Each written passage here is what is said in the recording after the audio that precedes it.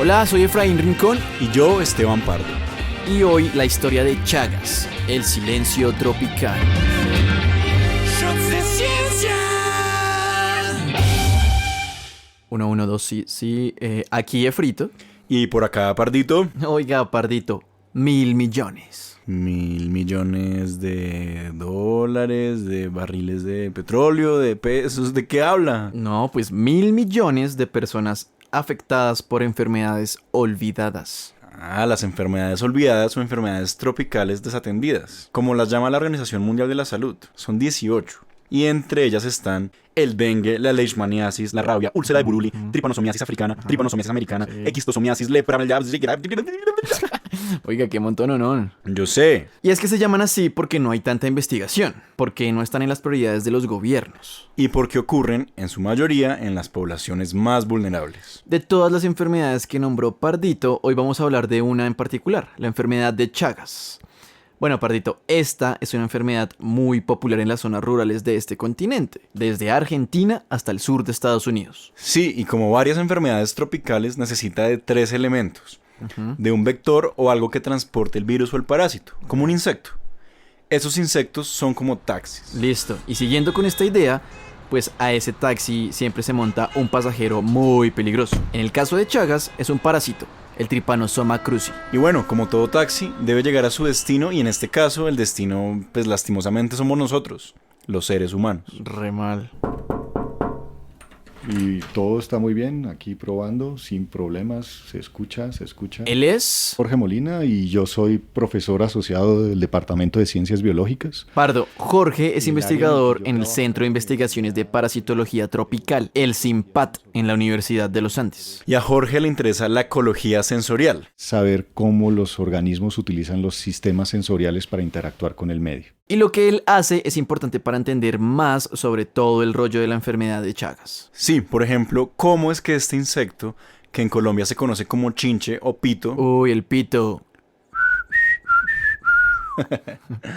exacto, cómo es que él transporta el parásito que genera la enfermedad. Supongamos que ese insecto llegó alrededor de las 7 de la noche volando atraído por la luz. La persona terminó de ver la novela a las 8 o 9 de la noche, apagó el televisor, apagó la luz, se fue a acostar y el insecto comenzó a desplazarse desde la periferia de la casa hacia el interior de la habitación donde está la persona. Bueno, pues imagínese este insecto subiendo por todo su cuerpo. Pasa por sus brazos, su pecho. Usted no siente nada, no lo siente.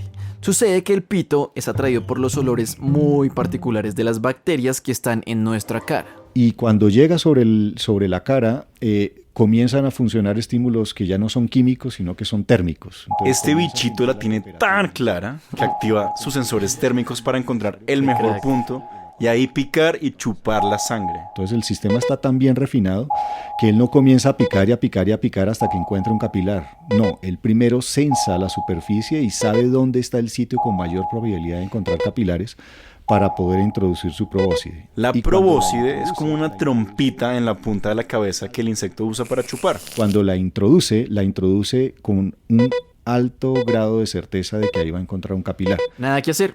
Este insecto sí es cosa seria. Si se pusiera a picar, a picar por todas partes o por toda la cara, pues en verdad no tendría mucho sentido. Eso hay que dejarlo claro. Los insectos no van picando ahí por cualquier lado sin razón. Sí, ellos saben lo que hacen. Por ejemplo, el pito primero percibe la temperatura de distintas zonas, va tanteando la región, Ok. como buscando un tesoro con un detector de metales, hasta que encuentra el punto ideal. Y el animal comienza a llenarse y alcanza a incrementar varias veces su peso corporal original. Entonces, Crece. muchas veces las zonas de color. Crece.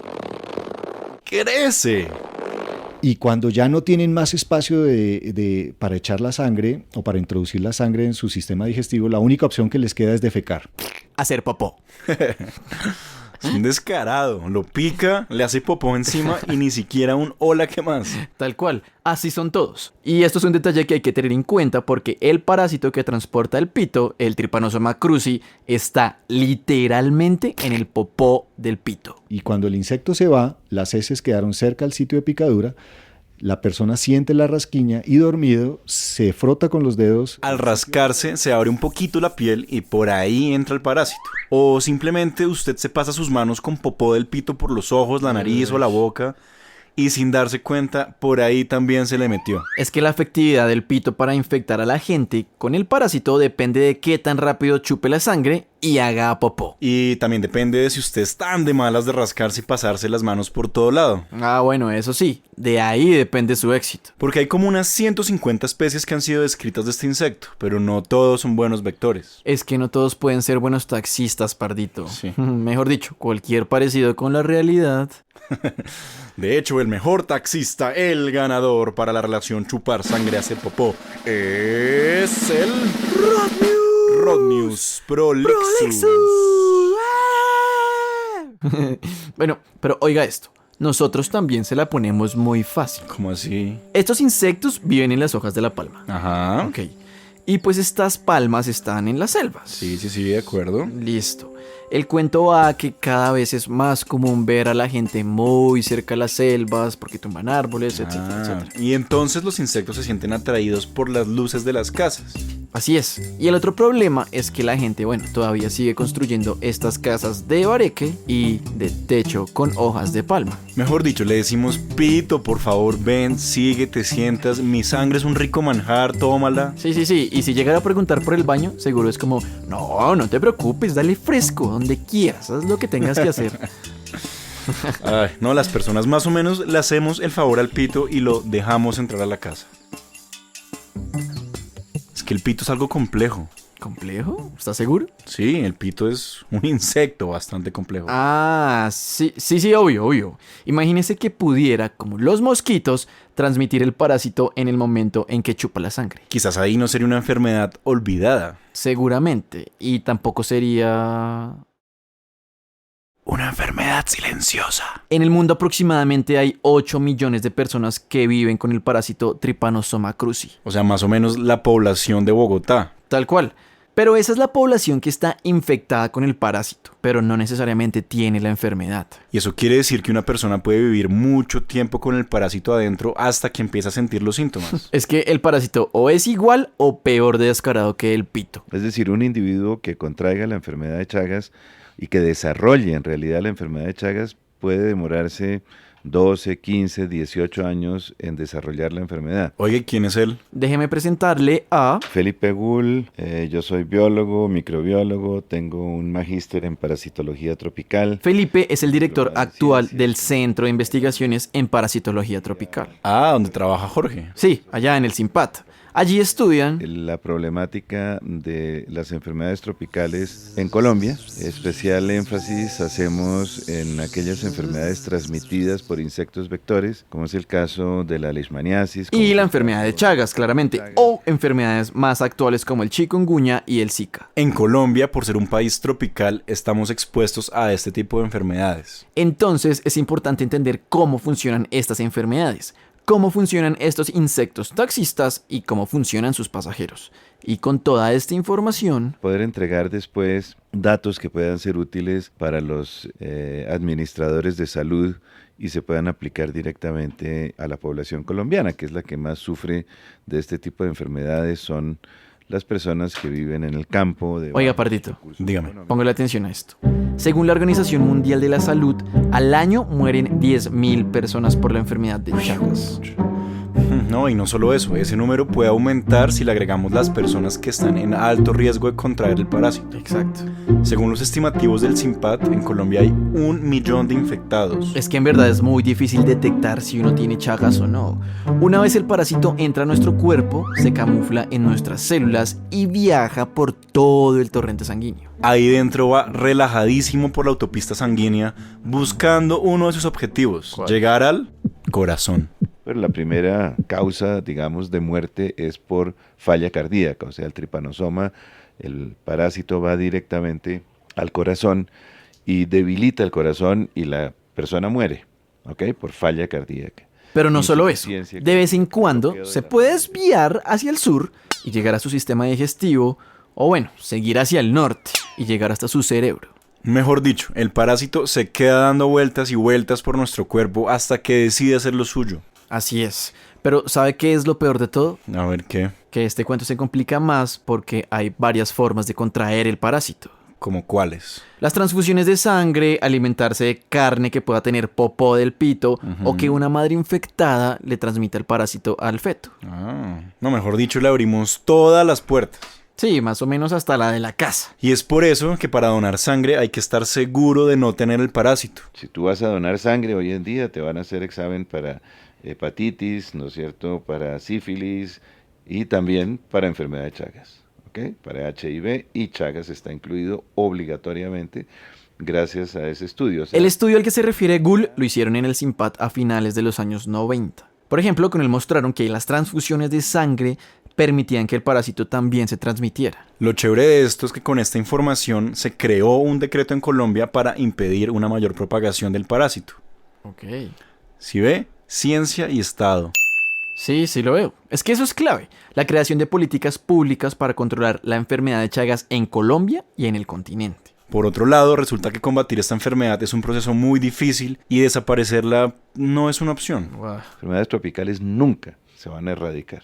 Jamás. Porque hay ciclos zoonóticos que están manteniendo la circulación de los parásitos en los ciclos silvestres, en la selva, ¿no es cierto?, en el monte. Mientras siga esta interacción entre el ser humano y otros animales, siempre van a existir estas enfermedades de por medio. Y para esto existen tratamientos con antiparasitarios, pero que no funcionan igual en todos los infectados. Básicamente hay dos medicamentos, Benznidazol y el Nifurtimox. Bueno, pero ¿qué onda estos medicamentos? ¿Están disponibles? Pues el Benznidazol está aprobado por la Administración de Alimentos y Fármacos de Estados Unidos y únicamente lo producen en Argentina. Bueno, pero si solo los producen en Argentina, pues Colombia, ¿qué onda? ¿Se pueden conseguir? Sí, porque hay acuerdos entre los países que lo necesitan y que hacen parte de la Organización Panamericana de la Salud. Ok, bueno, y el otro que usted decía es el Nifurtimox. Ajá. Pues que también hace parte de los que se denominan medicamentos esenciales como el Benznidazol. Exacto. Por ejemplo, el Nifurtimox es entregado por la Organización Mundial de la Salud en países donde hay Chagas. Ok, pero hay algo muy denso con estos medicamentos y es que son tratamientos pues muy pesados para el cuerpo. Sí. Porque tienen efectos secundarios como muy duros en el hígado y en los riñones. Total. Y hay que tener en cuenta que la efectividad de estos tratamientos depende de las dos fases de la enfermedad, aguda y crónica. Sí, por ejemplo, si usted sospecha que tiene Chagas, pues va al médico y le confirman que sí, que tiene Chagas. Entonces usted más o menos está en esta fase aguda porque, bueno, el pito lo picó hace poco. En ese momento, los antiparasitarios son muy efectivos para eliminar al Trypanosoma cruzi. Pero digamos que si usted tiene Chagas, pero se vino a dar cuenta mucho tiempo después, es probable que esté en la fase crónica de la enfermedad. Aquí ya los medicamentos pierden su eficacia. Y precisamente es en esa etapa que aparecen las complicaciones cardíacas y pues en el sistema digestivo. Ajá. Y desde el CIMPAD, por ejemplo, se han hecho algunas investigaciones sobre la efectividad de estos medicamentos. Bueno, ¿y qué han encontrado? Pues en pocas palabras, que en la población colombiana funcionan bastante bien, pero que son tratamientos que demandan mucho tiempo. Hablamos de tomarlos por 2 meses. Y pues tienen esos efectos secundarios que usted mencionaba. Hoy en día hay varias ONGs que están realmente enfocando su actividad, ¿no es cierto?, para el desarrollo de nuevos medicamentos que sean más efectivos, menos tóxicos. Pues medicamentos que no haya que usarlos 60 días continuos, que son mucho. Y pues con este panorama, la mejor cura sería crear estrategias de prevención. ¿Se acuerda, por ejemplo, de estas bacterias en la cara que liberan algunos aromas que atraen al pito? Ajá. Bueno, pues investigadores como Jorge Molina están trabajando para desarrollar mecanismos que incluyan el estudio de estas bacterias para ver qué se puede hacer y cómo ahuyentar al pito. Ah, pues bacterias que nos puedan proteger del pito. Y uno pensando que las bacterias son terribles. Así es. Por eso comenzamos a sacar las bacterias y comenzamos a encontrar bacterias que tenían olores que eran tremendamente atractivos. Acá querían Pero saber lo más cuál interesante o del caso cuáles eran las bacterias que liberaban esos olores para quitarlas de la cara. Sí, y lo chévere de esto es que, como muchos descubrimientos en la ciencia, Sin quererlo fue que encontramos unas bacterias que producían olores que no les gustaban a los insectos. Entonces ahora buscan es cómo aprovechar estas bacterias. Lo que quieren hacer es encontrar la manera de coger estas moléculas y tratar de ponerlas en algún artefacto para repeler a los pitos. sí, esto funciona como una especie de ray, pero no los mata, de hecho los ahuyenta. Exacto. Y lo chévere de todo este rollo es que es pura ciencia criolla. La vaina es que, bueno, esto no puede funcionar sin algo más. ¿Cómo así? ¿Qué más necesita? Bueno, pues de las políticas públicas. Ah, claro, sí. Bueno, hay una pregunta que hay que hacer y es ¿qué tanto se hablan entre la academia y el sector público? La pregunta es muy interesante porque tradicionalmente ha habido un divorcio entre las autoridades de salud y la academia. O sea, en la academia se producen los resultados, en la academia se publican los resultados que están abiertos, ¿no es cierto?, para todo el mundo. Si no existe esta comunicación, no hay inversión, no hay más investigación y no hay más vida. Claro, y esto pues que es una vaina que no da espera. La lucha contra las enfermedades, y como la enfermedad de Chagas, es una carrera contra el tiempo. Sí, ya contagiarse puede ser fácil y nosotros solo estamos facilitando esto. Bueno, pues párele oreja a esta vaina. La deforestación, los cultivos ilícitos, la falta de investigación, la falta de recursos, y a eso añádale los efectos del cambio climático, pues le hacen más fácil la vida al vector y pues al parásito. Mejor dicho, le construimos más vías para que estos taxis se puedan mover mejor y ahí sí, ni modo. El cuento es que estas enfermedades como la de Chagas pues simplemente no pueden ser enfermedades olvidadas. Son muy importantes de hecho, y en un descuido, pues no sé. La ciencia está ahí, ¿cierto? Si avanza, con lo que hay, pero si avanza. Lo que pasa es que estos avances rara vez le pueden llegar a los que de verdad lo necesitan. Pues entonces la pregunta es, ¿qué hacer? ¿O qué no hacer? Porque esto está pasando, y si desde arriba no toman decisiones, bueno, ¿cómo resolveremos el problema? Es una muy buena pregunta.